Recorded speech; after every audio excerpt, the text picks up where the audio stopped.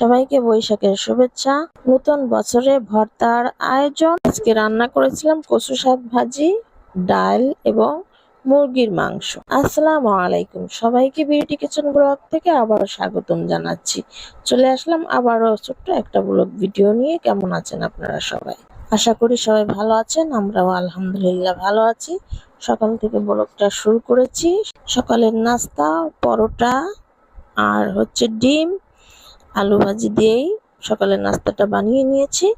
আমরা দুজন মিলেই কেউ পরোটা বানাচ্ছে আর আমি রুটিগুলো ছেঁকে নিচ্ছি। রুটি বলতে কি, কারোর জন্য সাদা রুটি, কারোর জন্য পরোটা বানিয়ে নিচ্ছি। যেহেতু এখনো শ্বশুর বাড়িতে আছি, যেহেতু জয়েন্ট ফ্যামিলি, এখানে সদস্য সংখ্যা 10 জনেরও বেশি। তো যাই হোক, সবার জন্য পরোটা নাস্তা একটু বেশি করে বানাতে হয় আর কি। পরোটার সাথে ছিল ডিম ভাজি আর